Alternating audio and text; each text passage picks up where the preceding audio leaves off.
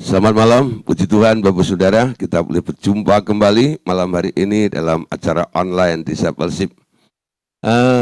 Malam hari ini kita masih akan bersama-sama belajar kebenaran firman Tuhan dengan tema yang melanjutkan tema kemarin ya, yaitu tentang duduk, berjalan, dan bertahan. Ya, duduk, berjalan, dan bertahan. Oke. Saya buka slide saya dulu.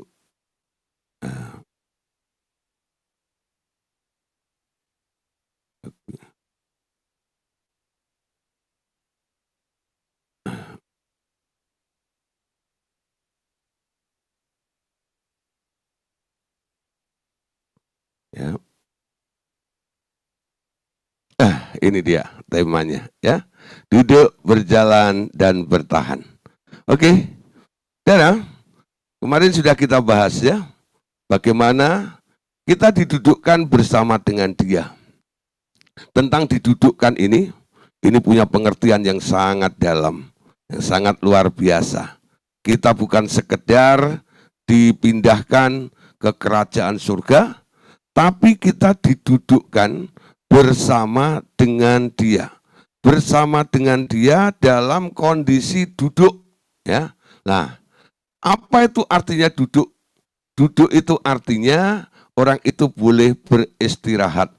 Jadi ada satu prinsip kebenaran bahwa kehidupan manusia ini seharusnya dimulai dari apa yang telah Tuhan kerjakan di dalam kehidupan kita.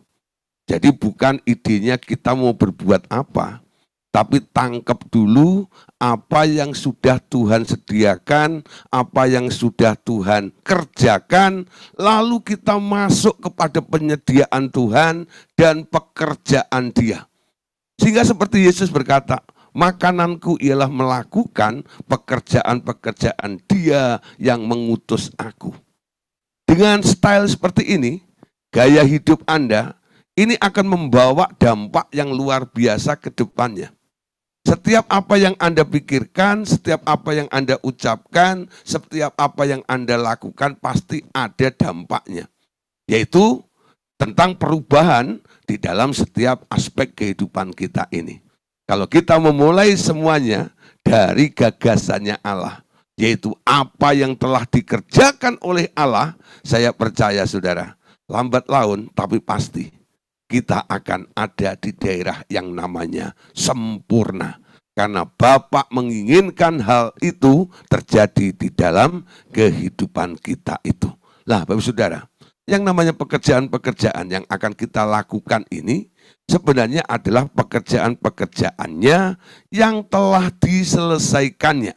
Kira-kira apa saja pekerjaan-pekerjaannya yang telah selesai itu apa saja kira-kira ya? Nah, dari sejak semula, pengalaman hidup kekristenan itu dimulai dengan mempercayai dulu apa yang telah Tuhan lakukan. Garis bawah ini, dari sejak semula, pengalaman hidup Kristen itu dimulai dengan mempercayai dahulu apa yang telah Tuhan lakukan. Amin. Apa yang Tuhan telah lakukan. Baru setelah itu ya, baru menerima apa yang telah dikerjakan oleh Tuhan, bukan dengan memulai berusaha untuk melakukan suatu usaha. Dan baru kita berharap untuk memperoleh hasilnya. Nah, saudara, prinsip ini adalah cara yang sudah baku, yang telah ditetapkan oleh Allah dari surga. Jadi kalau kita tidak melakukannya, berarti kita ada di luar ketetapan Allah. Ya, ini cara yang sudah baku. Baku itu artinya tak bisa diubah. Ya, ini prinsip dasar yang Allah sudah berikan, yang Allah sudah arahkan kepada kita semuanya, bahwa semua itu ditetapkannya dari surga. Contoh saudara ya, bagaimana ketika Anda menerima pengampunan dosa? Bagaimana ketika Anda dilahirkan baru? Bagaimana ketika Anda menerima baptisan Roh Kudus? Ketika Anda mendapat pengampunan dosa, dilahirkan baru, menerima baptisan Roh Kudus, apakah Anda, apakah dengan mengerjakan sesuatu dahulu, lalu baru Anda diampuni, Anda menjadi lahir baru dan menerima baptisan Roh Kudus? Bukan begitu, ya. Tapi mulai dengan percaya akan janjinya, dan Anda hanya membuka hati. Ketika Anda percaya dan membuka hati, di situ Anda boleh menerima apa saja yang telah Ia kerjakan bagi Anda. Amin. Nah, saudara, sekarang dari hal-hal seperti ini, kita bisa mengetahui semua yang kita terima itu bukan karena upaya usaha Anda.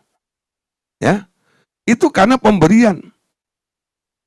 Ketika Anda butuh pengampunan daripada Allah, Anda tidak diberi persyaratan ini, persyaratan itu untuk supaya diampuni. Yang Tuhan inginkan hanya dua hal saja. Percaya bahwa Tuhan Yesus telah menebus Anda 2000 tahun yang lalu Anda merespon, Anda agree dengan membuka hati Anda. Ku buka hati, Tuhan, aku percaya. Semua itu telah Engkau lakukan. Ketika Anda percaya kepada Tuhan Yesus, di situ darah Tuhan Yesus itu akan menghapus semua catatan dosa Anda, dan Anda telah diampuni dari kesalahan dan dosa Anda itu. Hanya cukup percaya kepada Tuhan Yesus saja. Nah, inilah yang kadang-kadang yang membuat orang-orang yang suka berpikir dan suka melakukan action lebih dahulu, mereka berpikir, kok gampang banget ya, diampuni tanpa berbuat apa-apa. Nah, makanya ada orang-orang menambahi. Paulus berkata, hati-hati. Jangan ada yang sampai memberitakan Injil yang lain. Injil yang lain itu apa? Semua konsep di luar Allah, itu Injil yang lain. Injil itu adalah konsep hatinya Allah yang dituang, yang diberitahukan kepada kita semuanya. Di luar itu adalah Injil yang lain. Amin. Dan Injil yang lain itu tidak menyelamatkan Anda, tidak menolong Anda, justru mencelakakan dan menyesatkan Anda. Amin. Nah, oleh sebab itu, waktu kita menerima Yesus, otomatis Anda diampuni dosa Anda. Lalu Anda berkata, terima kasih Tuhan, Engkau sudah ampuni dosaku. Ya, dengan mudah seperti itu. Coba Anda datang ke orang yang bukan Tuhan Yesus, pasti ada persyaratannya. Suruh bawa ayam hitam, ya, suruh bawa ini, suruh bawa itu, suruh bawa ini, suruh bawa itu, dan sebagainya. Untuk apa? Nah, itu sebenarnya menggambarkan apa yang sebelumnya Tuhan Yesus sebelum datang ke dunia, itulah yang dilakukan oleh zaman perjanjian lama. Ketika manusia berdosa itu datang kepada Allah, dia harus mempersembahkan ini dan mempersembahkan itu, ya. Kambing, domba, dan sebagainya. Tapi ketika Kristus sudah menjadi anak domba Allah yang disembelih, Anda tak perlu lagi membawa korban yang lain. Cukup mempercayai pengorbanan Tuhan Yesus, Anda sudah diampuni dosa Anda. Amin. Nah, saudara, jadi tentang pengampunan itu. Tentang kelahiran baru juga begitu. Bagaimana Anda melahirbarukan orang? Atau ketika Anda menjadi orang yang lahir baru, ciptaan baru di dalam Tuhan. Hanya berdasarkan Wahyu 3 ayat 20, ya. Di situ dikatakan, lihat aku berdiri di muka pintu sambil mengetok. Barang siapa yang mendengar suaraku, lalu membukakan pintu, aku akan masuk ke dalamnya. Nah, terjadi progres, terjadi perubahan, terjadi pembaruan. Yang lama sudah berlalu, yang baru sekarang sudah datang. Kenapa? Benihnya sekarang sudah ada di dalam diri Anda. Potensi kapasitasnya ada. Karena apa? Benih Yesus itulah yang membuat Anda bisa bertumbuh untuk menjadi ya pertumbuhan, menunjang pertumbuhan dari kemanusiaan baru Anda nantinya. Nah, saudara, ciptaan baru, lahir baru, itu hanya diterima dengan iman juga, amin. Nah, saudara, yang berikutnya tadi dikatakan, bagaimana ketika kita dibaptis oleh Roh Kudus juga ya. Apa ada persyaratannya?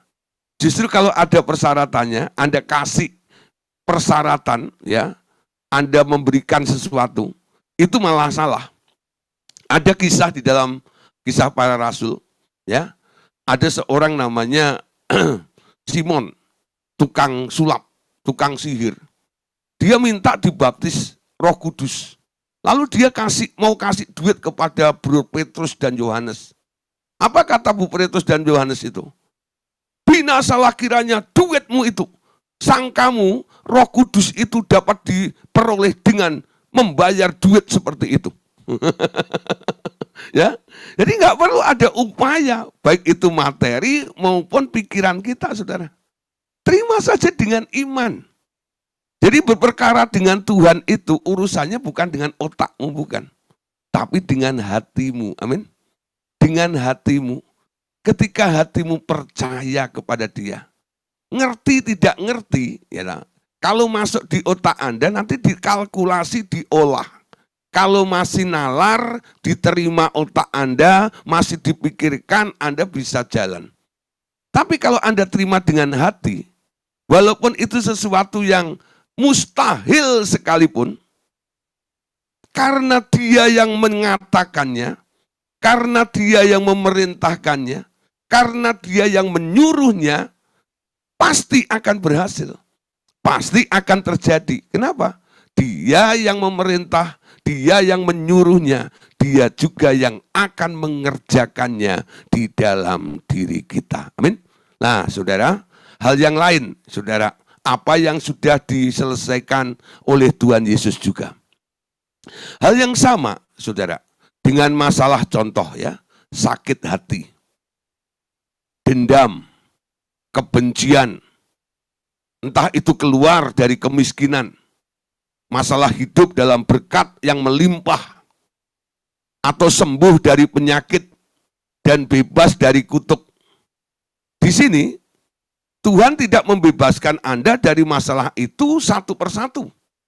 Tetapi, Ia akan mencabut akar-akar masalah karena perkara itu bersumber dari satu hal yang telah selesai.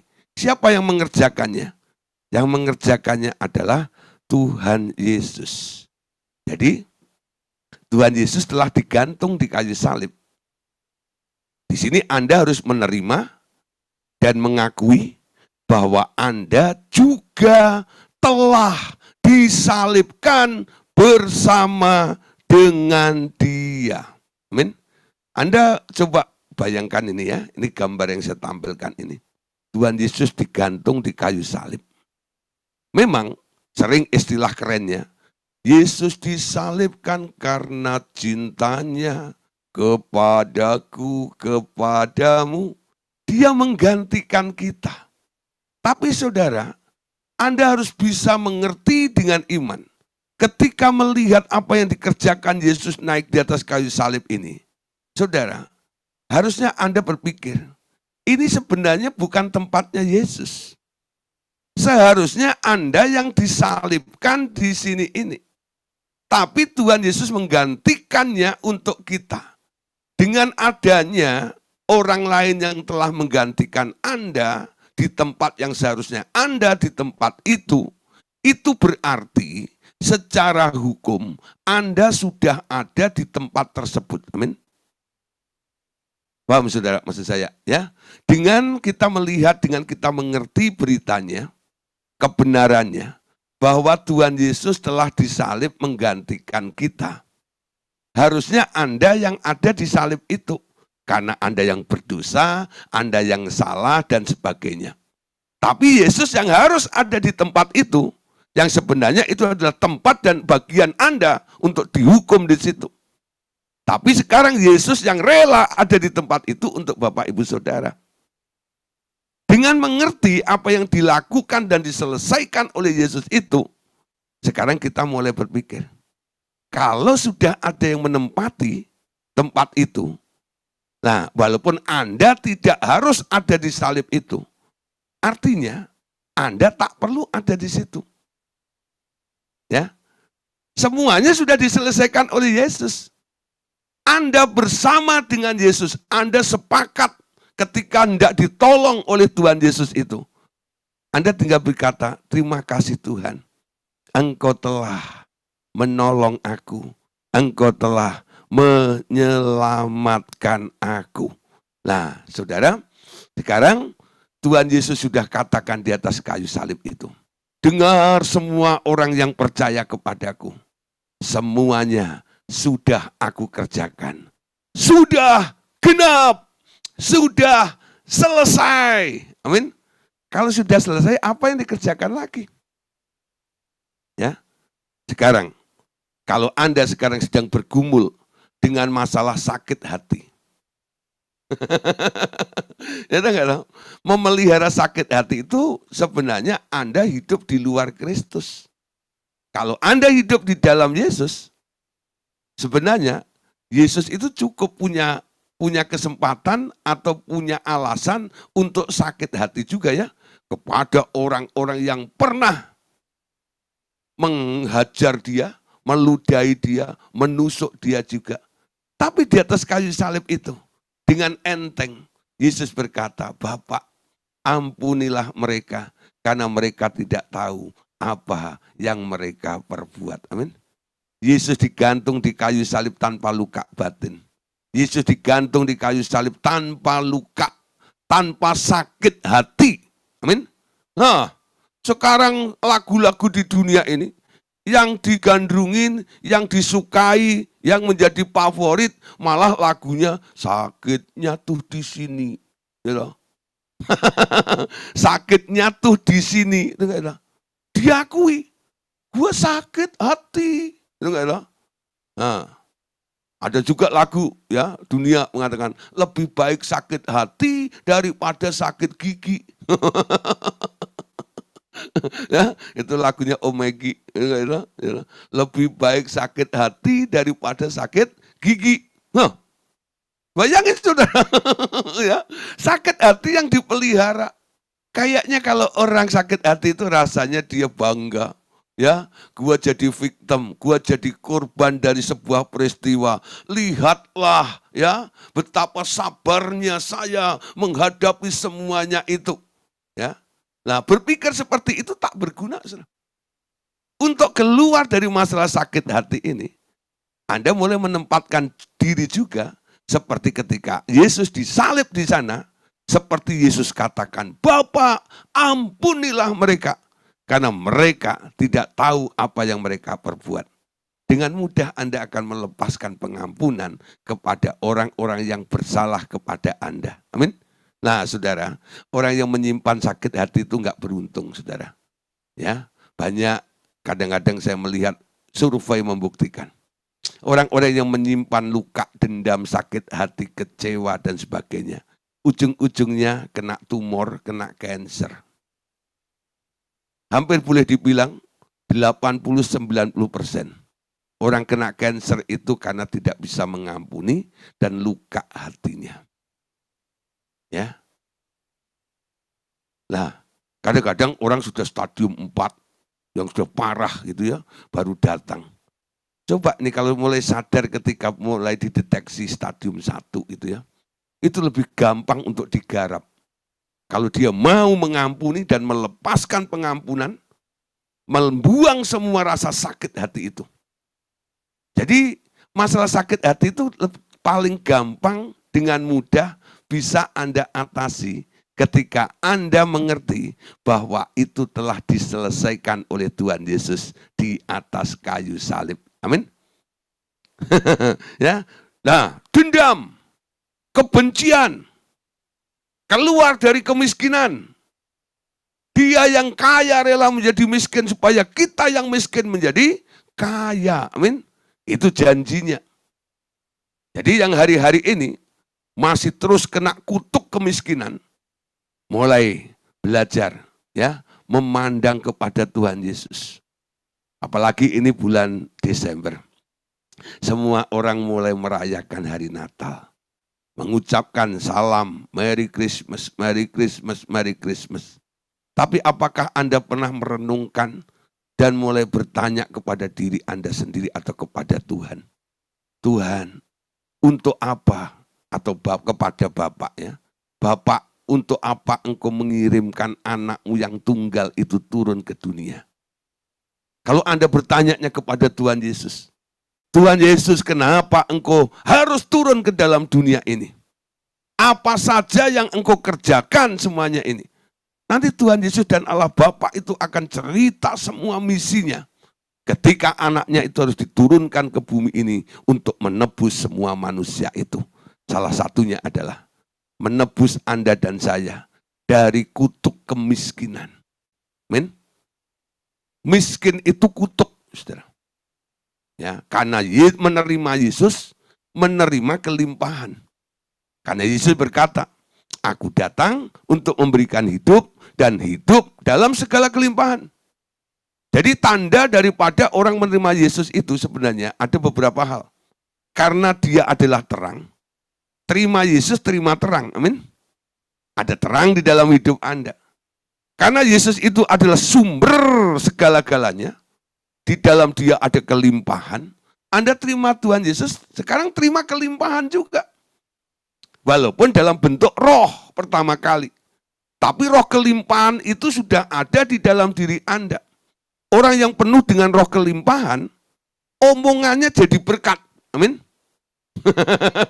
Omongannya jadi berkat. Apa saja yang Anda kerjakan, pasti berhasil. Kenapa? Ada roh blessingnya di dalam diri Anda.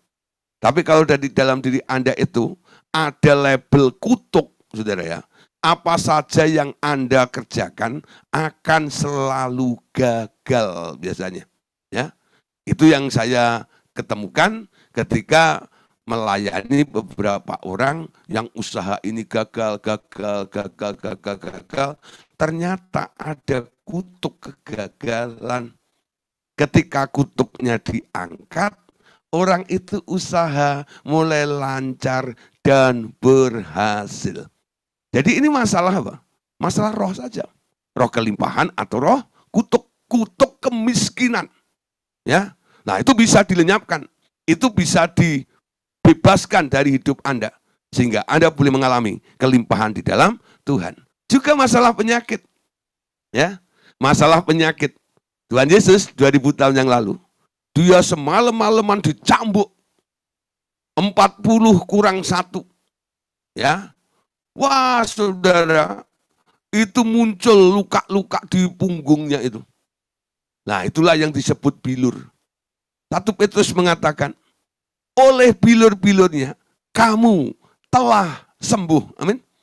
Jadi masalah kesembuhan dari penyakit itu bukan akan dikerjakan lagi oleh Yesus, bukan. Yesus telah menyembuhkan penyakitmu 2000 tahun yang lalu. Jadi andanya belum lahir di bumi, andanya belum sakit, Yesus sudah sembuhkan. Jadi cara Yesus itu mirip-mirip ini loh ya. Yesus itu mirip-mirip orang Padang. Ya, orang Padang itu Alkitabiah, saudara. Gini loh ya. Kalau orang Padang itu buka restoran, namanya restoran Padang ya. Nah, ada putra Minang, putri Minang ya, dan anak Minang dan sebagainya ya. Lah, saudara, kalau Anda masuk ke rumah makan Padang itu, nah, biasanya Anda duduk di kursi, Anda belum order ya, belum order. Itu tahu-tahu pelayan sudah membawa piring-piring kecil di seluruh tubuhnya ya. Tangannya menjulur gitu isinya, piring itu. Sekali jalan itu satu meja penuh, saudara. Dengan lauk. Anda kaget, siapa yang pesen? Ya, nah itu sudah disediakan di depan Anda. Lah baru dihitung nasinya. Lah saudara, Anda boleh makan, ambil ya, mana yang Anda pilih dan Anda sukai untuk Anda makan di situ. Nah, saudara, di situ ada rendang, ya, ada ayam pop dan sebagainya. Ya, ada sayuran-sayurannya, sambal hijau dan semuanya. Nah, jadi orang Padang tahu kebutuhan orang lapar. Sebelum orangnya lapar, sebelum orangnya datang ke situ, dia sudah masak dulu. Waktu dia masak, apa yang dipikirkan oleh orang Padang? Apa yang aku kerjakan ini untuk menjawab kebutuhan orang-orang yang nantinya kelaparan dan masuk ke restoran ini. Ya, bahkan saudara, ya, ada makanan yang dibuat bukan pagi tadi, bukan. Contoh rendangnya itu ya. Itu mungkin sudah 10 tahun yang lalu. Rendang. Itu rendangnya sudah ya. Nah, rendang itu kan semakin lama dan semakin meresep gitu ya. Wow, saudara itu. Nah, disediakan ke situ. Nah, saudara, Anda menikmatinya. Tuhan Yesus tahu bahwa nantinya orang-orang yang ditebus itu ada dari antara mereka yang sakit. Jadi sebelum mereka menerima Tuhan Yesus dan menjadi anak Allah, Tuhan Yesus sudah menyediakan apa? Penawarnya. Kalau sampai dia sakit, oleh bilur-bilurku dia akan sembuh. Sudah dikerjakan oleh Tuhan Yesus. Amin. Nah, bagaimana Tuhan Yesus mengerjakannya? Dia tidak menolong Anda satu persatu gitu, tidak. Dia cabut semua akar-akarnya itu, lalu dia simpulkan jadi satu, lalu dia tarik bersama-sama sambil dia berucap, sudah selesai. Apanya sudah selesai? Semua yang tercakup dalam ikatan itu sudah dicabut sampai akar-akarnya oleh Tuhan Yesus. Nah, dengan Bapak Ibu Saudara mengerti tentang hal seperti ini, saya percaya untuk mengalami terobosan dalam masalah-masalah kehidupan Anda itu tidak terlalu sulit. Ya, kamu akan mengetahui kebenaran dan kebenaran itu akan memerdekakan kamu. Ya, hidup Anda akan jadi enteng. Anda tahu bahwa ini telah dikerjakan, ini telah dilakukan oleh Tuhan Yesus kepada kita semuanya. Nah, saudara, nanti Roh Kudus yang akan mengerjakan apa yang Anda mengerti. Roh Kudus akan mengerjakan apa yang Anda percayai itu untuk menjadi sebuah realita atau kenyataan. Ya, dan itu harus dimulai dengan duduk dulu bersama dengan Tuhan Yesus dan menikmati pekerjaannya. Maka Allah Bapa akan mengerjakan itu melalui Roh Kudus-Nya di dalam Anda. Amin. Nah, Ia akan memakai instrumennya. Mungkin itu berupa manusia atau situasi atau langsung dengan urapan Roh Kudus-Nya untuk memisahkan pikiran-pikiran atau kuasa-kuasa yang sedang menekan dan membelenggu Anda. Ya. Nah, bagi Anda yang menjadi instrumennya Tuhan Yesus, Ia akan memakai Anda untuk pekerjaan-pekerjaan membebaskan orang-orang yang ditebus Allah. Tuhan Yesus akan bekerja di dalam Anda, memberi Anda hikmat, memberi Anda mahrifat, memberi Anda karunia-karunia kuasa, dan Ia akan memakai semua fasilitas itu dengan merdeka di dalam Anda untuk melepaskan orang lain. Untuk itu, bagian Anda selalu siap saja dan dengaran bila Tuhan mau pakai Anda untuk menolong seseorang. Amin. Nah, Anda tinggal bilang, siap bos, siap sir, ya. Nah, jangan berpikir Anda bisa atau tidak. Kalau Anda mulai berpikir, aku bisa enggak ya? Anda sedang menggunakan kekuatan Anda. Bagaimana caranya ya? Anda sedang berpikir, berusaha untuk menyembuhkan atau menolong orang itu. Pastikan ketika Anda melakukan pelayanan, itu dasarnya karena Tuhan menyuruh Anda. Amin. Ketika Tuhan menyuruh Anda, Dia akan memakai segala macam fasilitas untuk dijadikan instrumen, sehingga itu melengkapi pelayanan Anda. Keren, saudara. Ya.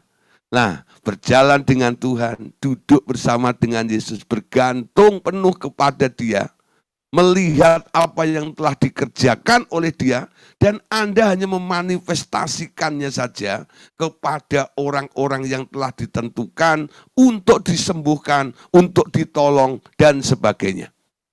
Jadi pelayanan jadi enteng juga.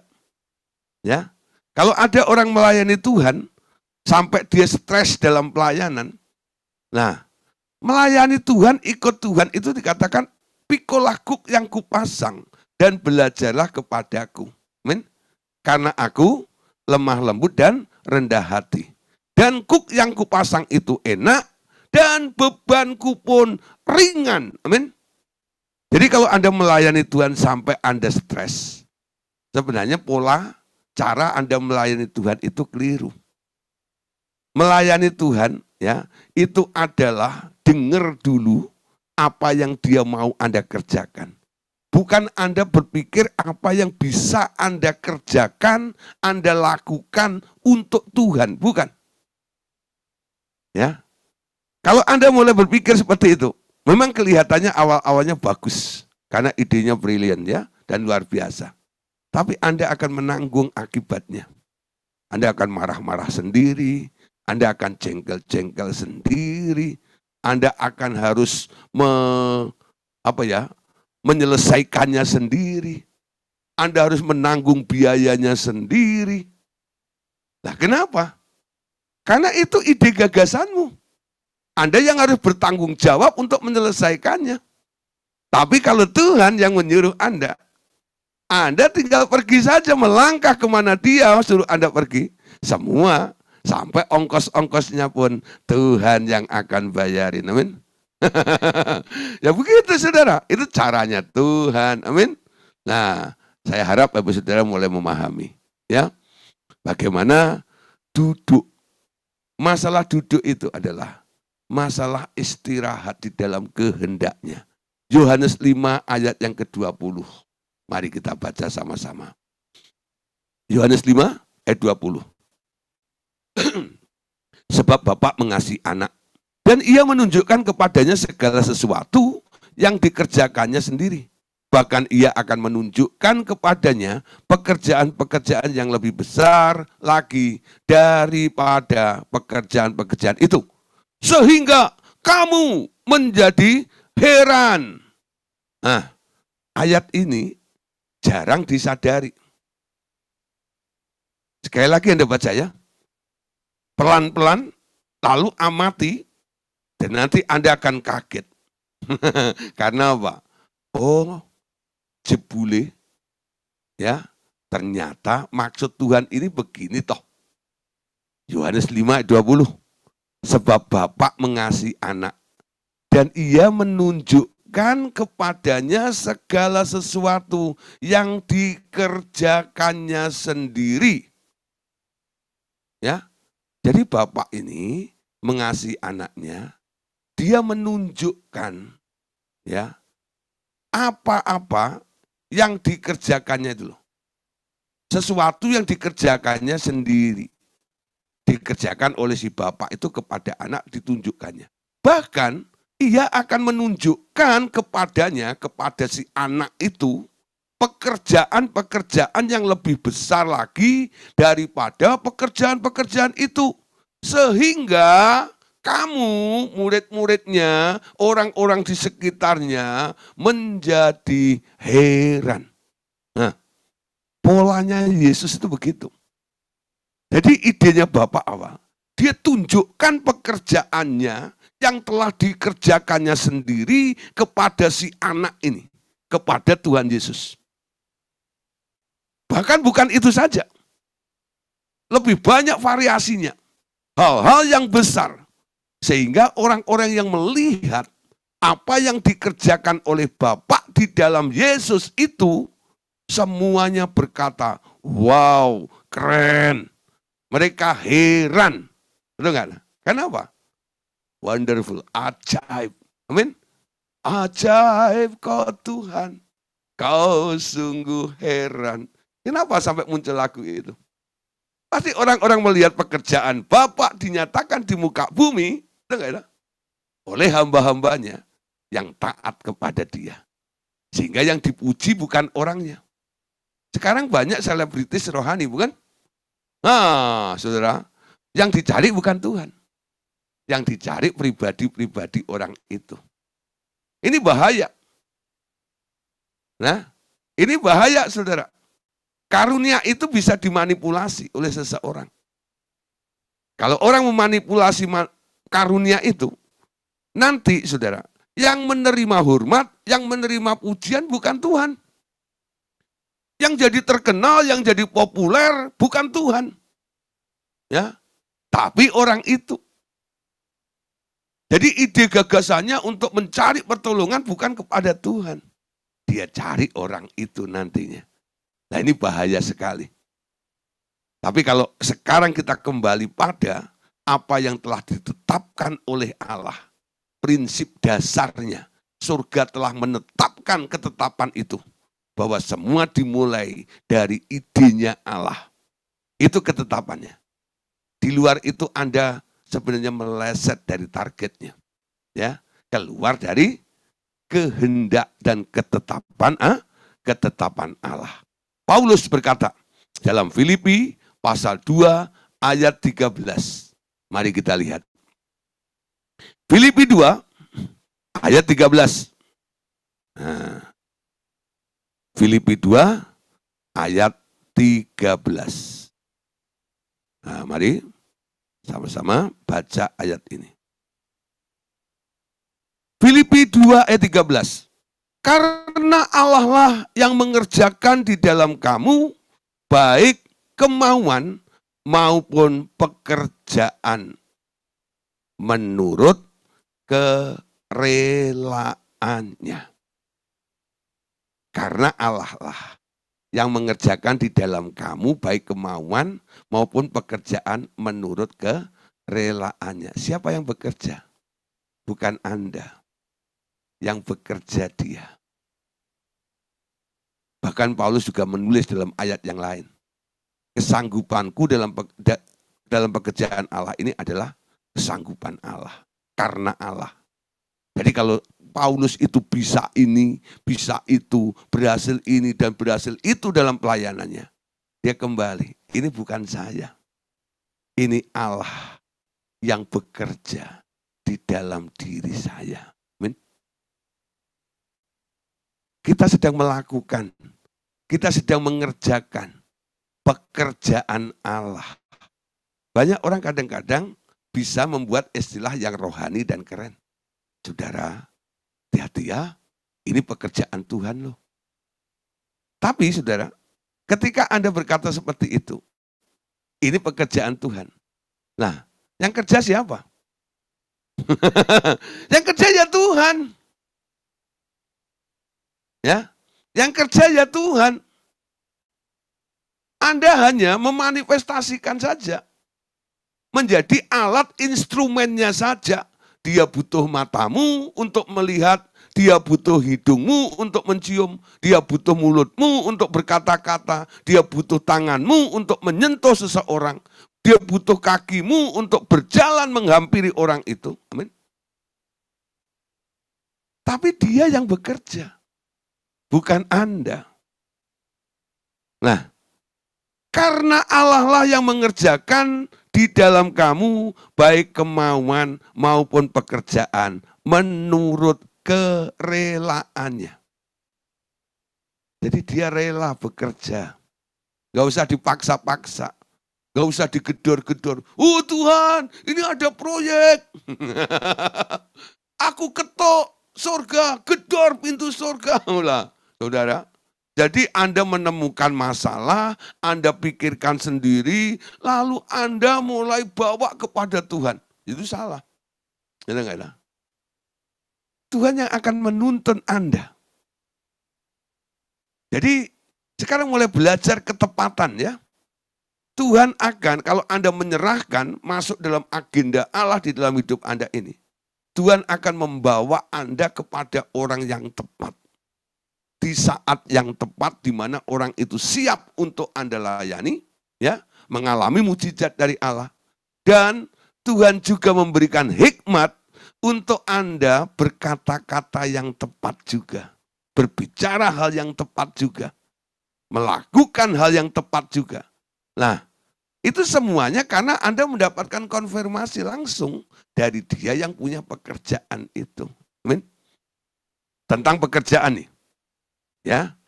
Tuhan Yesus berkata, ladang sudah menguning, siap untuk dituai.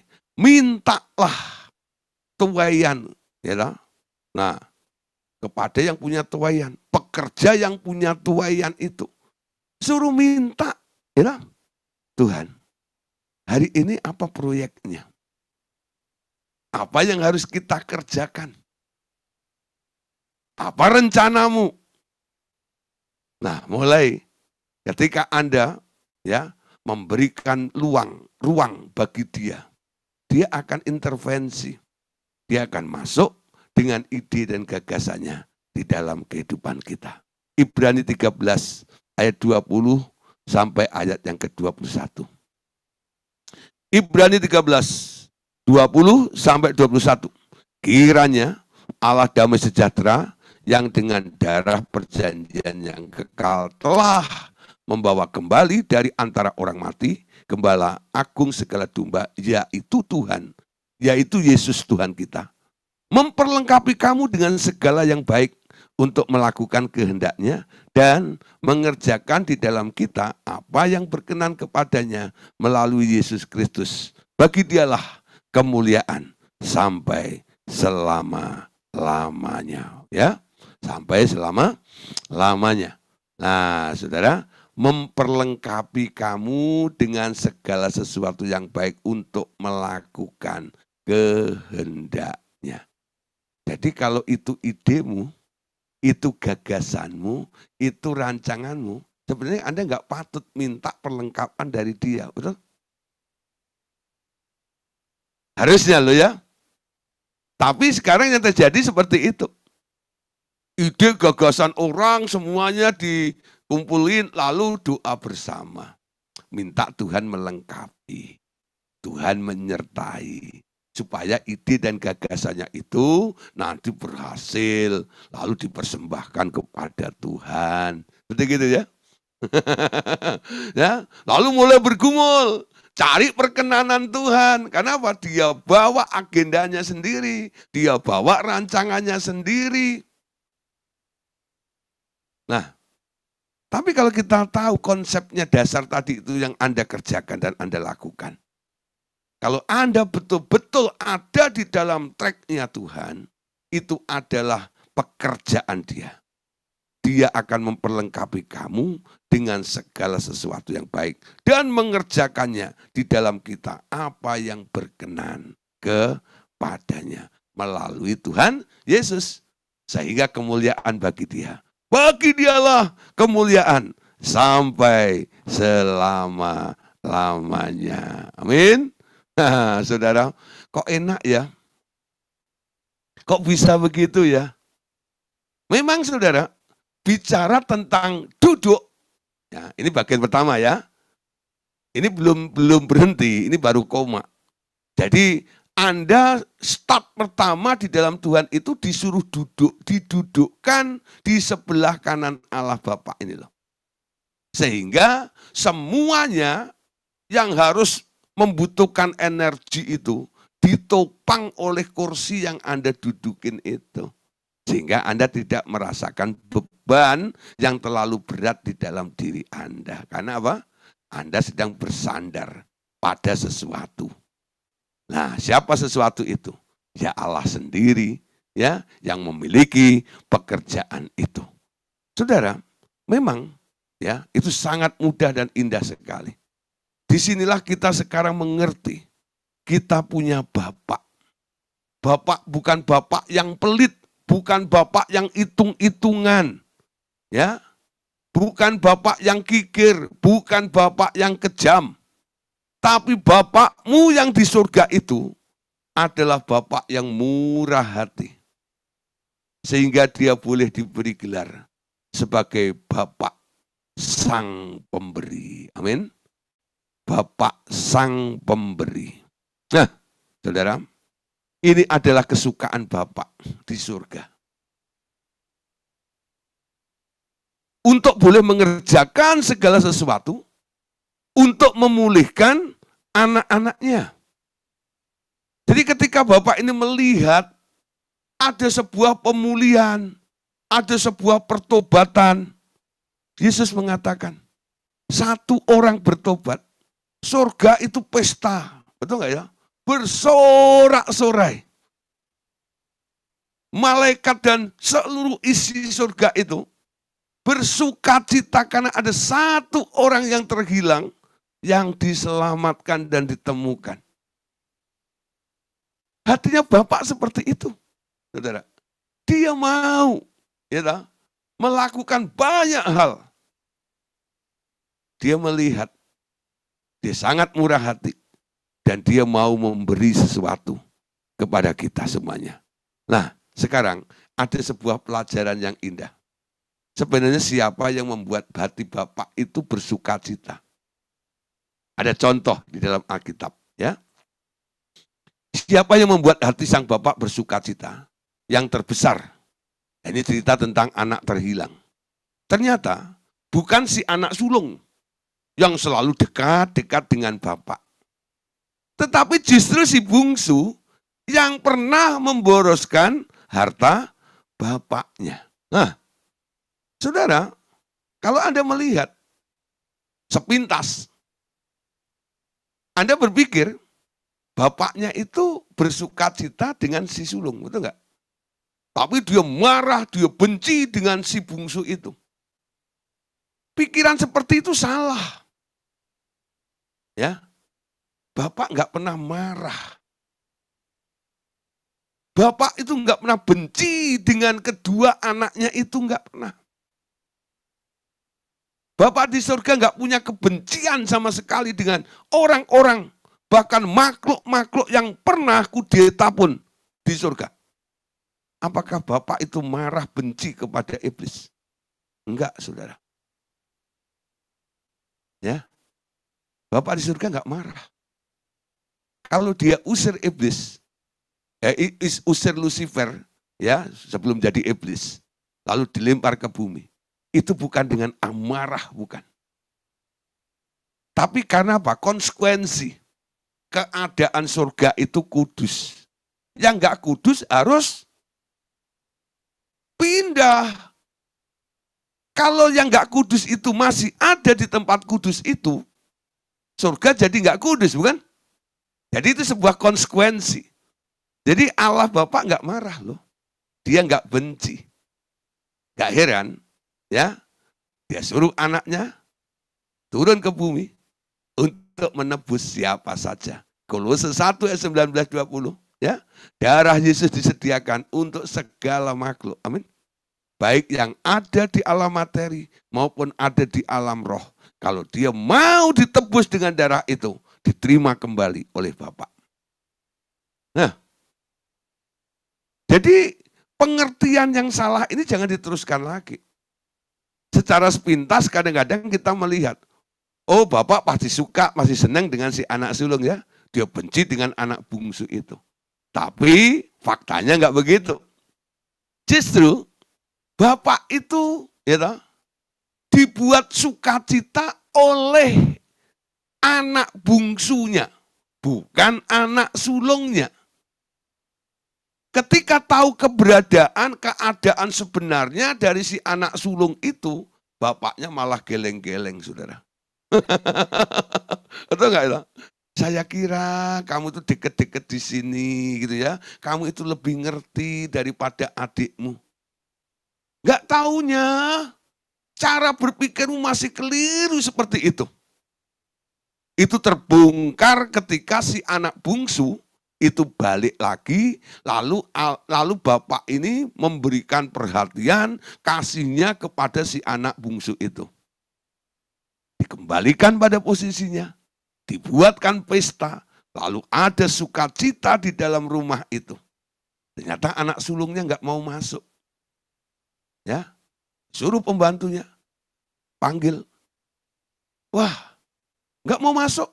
Bapaknya sendiri keluar. Samperin si anak sulung itu. Kenapa kamu nggak mau masuk? Ini kan hari sukacita. Karena adikmu yang terhilang sudah pulang kembali. Aku lagi happy karena adikmu. Aku lagi bersukacita karena adikmu yang terhilang itu ditemukan kembali. Nah, saudara, siapa yang membuat bapak itu bersukacita? Bukan si sulung, tapi justru si bungsu itu loh. Ya. Nah, saudara, rahasianya di sini ini. Kenapa si bungsu ini yang membuat bapaknya bersukacita? Ternyata si bungsu itu memang berdosa sekali dengan memboroskan harta bapaknya. Dengan hidup berfoya-foya. Tapi ia kembali pulang. Bertobat. Amin. Dia kembali pulang. Artinya dia bertobat. Dan menemukan istirahat penuh. Dengan membiarkan bapaknya memulihkannya kembali. Rahasianya luar biasa. Ketika tadi saya mulai membaca untuk mempersiapkan kembali, saya review apa yang harus saya bahas dalam pengajaran malam hari ini. Ketika pada bacaan ini, saudara, hati saya melonjak, saudara. Selama ini, paham yang kita terima secara umum, khususnya di gereja-gereja Tuhan, ya, mereka melihat, mereka mengira bapak itu benci kepada anak bungsu. Tidak. Bapak nggak pernah membenci siapapun. God is love. Amin. Allah adalah kasih. Kalau sampai dia satu kali pernah membenci, dia bukan lagi love. Dia bukan lagi kasih. Kasih yang kurang. Betul nggak? Bapak itu adalah kasih yang sempurna. Gak pernah benci dia. Hatinya selalu mengejar. Yang hilang itu. Yang telah rusak dibetulkan. Dengan penuh kasih sayang. Amin. Nah, saudara, bagaimana dengan Anda? Apakah Anda mengerti hatinya Bapak ini? Dan ini merupakan proyek juga. Ini merupakan pekerjaan Bapak juga. Yang harus kita emban. Yang harus kita kerjakan juga. Ketika kita melihat ada orang yang rusak di depan kita. Nah, apakah Anda berkata seperti Ibu Susi, buang aja ke laut. Nah, saudara. Bapak yang memulihkan. Bapak yang memelihara. Ketika dia harus melakukan pemulihan restorasi, dia lakukan bukan dengan gitu, enggak. Dengan beban nyesek gitu, enggak. Tapi dia lakukan dengan sangat-sangat sukacita. Itu Bapakmu yang ada di surga. Ya. Nah, saudara, ternyata yang membuat bangga, bahagia, dan tersenyum bersukacita bukan anak sulung, tapi anak bungsunya. Amin. Haleluya. Ya. Oke. Adalah kesukaan sang Bapak untuk terus menjadi pemberi dan yang mengerjakan segala sesuatu sampai selama-lamanya. Amin. Ya. Bapak itu terus menjadi pemberi yang mengerjakan segala sesuatu sampai selama-lamanya. Mari kita lihat ayatnya. Ini tentang si bungsu tadi ya. Lukas 15:31 sampai ayat 32. Kata ayahnya kepadanya, anakku, engkau selalu bersama-sama dengan aku, dan segala milikku adalah milikmu. Kita patut bersukacita dan bergembira, karena adikmu telah mati dan menjadi hidup kembali. Ia telah hilang dan dapat kembali. Ya, nah, saudara, si anak sulung ini nggak mau masuk. Dia iri. Dia nggak mau adiknya balik. Hitungan dia kan begini, saudara. Kalau Anda baca kisahnya, anak terhilang ini, ketika anak bungsu itu atau adiknya si sulung ini keluar dari rumah, dia membawa setengah harta bapaknya. Ini matok. Di anak sulung ini mulai punya pemikiran begini. Lu sudah bawa bagianmu. Jadi semua yang ada di sini punya aku dong. Ini bagianku. Nanti kalau bapak mati, warisan ini kamu nggak punya hak lagi. Karena bagianmu kan kamu sudah ambil. Ini yang mendasari si anak sulung ini nggak bisa menerima adiknya kembali. Karena apa? Jatahnya sudah diambil. Kalau dia balik lagi, mau menggunakan fasilitas yang ada di situ, artinya dia menggunakan fasilitasnya si sulung, bukan? Jadi manusiawi ini. Kalau dihitung-hitung seperti itu ya. Tapi sebenarnya Anda lihat, harta bapakmu di surga itu mau dibagi berapapun nggak pernah habis. Atau enggak? Ya, nggak pernah habis itu enggak loh. Nah, tapi itu kan kisah ceritanya seperti itu. Ya, itu matoknya di situ.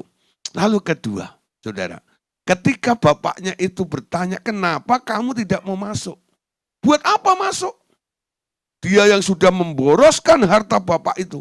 Sekarang kau izinkan balik lagi. Mau apa dia? Beda konsep. Bapaknya tiap hari nunggu adiknya pulang, anaknya pulang, si sulung pikirannya beda. Kalau bisa lu jangan pulang. Ya. Dua pribadi yang berbeda antara si sulung dan bapak. Amin. Bapak itu tiap pagi keluar di depan pintu, melihat lorong di sana ini. Dengan satu harapan, nanti akan ada gembel. Anak yang akan menuju ke sini malu-malu. Ya, karena dia tahu, semuanya harus kembali kepada Bapak kalau dia mau sadar. Dan itu yang ditunggu. Sampai dia nongol, aku mau jemput dia. Aku mau lari peluk dia. Aku mau ambil dia. Itu hatinya Bapak. Ketika kenyataan itu terjadi, betul si bungsu itu pulang. Wah saudara, status harapan itu menghasilkan sukacita Bapak yang luar biasa. Ya, sukacita yang penuh di dalam Bapak. Karena satu orang yang balik tadi itu. Dia sudah nggak bisa terima. Ya, bahkan dia protes. Selama aku dekat dengan Bapak, apa yang aku dapat? 1 ekor anak kambing pun belum pernah aku potong untuk diriku. Bapaknya sampai geleng-geleng. Nak, kamu itu salah mikir. Saya pikir kamu itu kerja, itu karena hobimu, bantu papi. Nggak taunya kamu bekerja hanya untuk upah seekor anak kambing toh. Ini pikiran terkutuk nih. Kenapa? Kamu harus tahu kamu itu anak statusnya. Apa yang Bapak punya adalah kamu punya. Kamu tiap hari sebenarnya boleh potong apa saja. Ya. Sekuat perutmu. Mau potong 5 sapi juga boleh asal kamu makan. Ya. Tapi kamu nunggu apa? Karena pengertianmu salah, kamu nggak menikmatinya. Nah, Bapak tidak berbuat tidak adil. Semua yang masuk ke situ boleh mengalami pemulihan dan kenikmatan di dalam Tuhan itu ya. Nah, saudara, ayat terakhir malam hari ini. Lukas 12 ayat 32.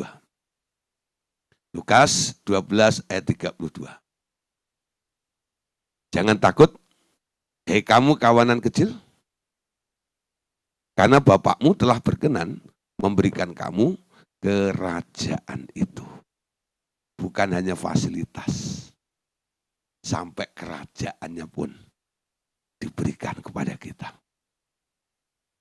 Ya, Bapak sang pemberi. Wow, keren saudara. Ya, jadi malam hari ini kita mengakhiri tentang duduknya. Besok kita akan membahas bagian yang kedua. Ya, bagaimana kita berjalan dalam kehidupan bersama dengan Tuhan itu bagaimana. Nah, jadi duduk, mengerti ya? Duduk itu artinya istirahat. Semua bebanmu ditopang oleh Tuhan. Semua ide gagasannya karena Dia. Itu ibaratnya seperti orang cacat itu ya. Duduk di kursi roda, saudara. Didorong. Betul enggak? Kemana dia pergi? Tergantung yang dorongnya. Hidup Anda seperti itu juga. Mulai belajar. Ya, dimulai dengan duduk. Nanti kalau Anda sudah bisa duduk, menikmati hari perhentian itu, Anda baru nih dilatih lagi. Step berikutnya, berjalan bersama dengan Tuhan dalam kehidupan ini. Mulai menapak, mengenal liku-liku hidup. Ya. Nah, ketika mengenali liku-liku hidup itu, bagaimana mengantisipasinya ketika Anda berjalan dengan Tuhan. Sampai nanti Anda bisa berkata, berjalan bersamamu ku takkan goyah. Ya, tangan Tuhan menopang hidup kita. Saya ingat kisah orang berjalan dengan Tuhan. Satu kali dia, ya, ini dalam mimpi. Ya, dalam mimpi orang itu, mimpi berjalan dengan Tuhan. Ya, berjalan dengan Tuhan. Ketika dia melewati pasir pantai gitu ya, dia melihat ada 4 bekas telapak kaki. Artinya 2 orang yang berjalan bersama, berdampingan. Terus jauh keliling, selalu dilihat ada 4 telapak kaki. Tapi ketika ya ada batu terjal, mulai medannya itu membahayakan. Yang kelihatan cuma 2 telapak kaki. Lalu dia terbangun. Dan dia mulai tanya, Tuhan, kenapa faktanya seperti ini? Katanya engkau itu Immanuel, Allah yang menyertai untuk selama-lamanya. Ketika semuanya baik, jalan itu rata, engkau ada. Tapi ketika semuanya berubah dan jadi terjal dan rusak semuanya, kemana engkau Tuhan? Protesnya seperti itu. Ya. Lalu Tuhan yang ditanya seperti itu, dia cuma tersenyum. Ya, ya. Coba saudara, kalau Anda protes gitu, lalu yang Anda protes itu tersenyum, Anda pakai kaki ya. Kok senyum? Nah, akhirnya Tuhan menjelaskan. Tahu enggak? 4 telapak kaki itu kakinya siapa? Ya kakiku dan kakimu Tuhan. Betul. Ya. Nah, ketika di jalan terjal dan berliku dan membahayakan itu kakinya siapa? Yang 2 itu. Itu kaki saya. Bukan. Itu kaki saya. Jadi saling berebutan. Itu si orang yang bilang, itu kaki saya. Hah? Tuhan bilang, bukan kakimu, itu kakiku. Lalu dia tanya, kakiku di mana? Bekas kakiku di mana? Tuhan bilang, nggak ada bekasnya kamu. Lah kenapa nggak ada? Karena kamu aku gendong. Berjalan dengan Tuhan. Nah, itu liku-liku kehidupan dalam perjalanan dengan Tuhan. Ya, mau lebih jauh lagi, nanti melihat bagaimana berjalan dalam kehidupan bersama dengan Tuhan. Ya, pastikan Bapak Ibu Saudara, besok kita melanjutkan pelajarannya. Tuhan Yesus memberkati kita semua. Amin.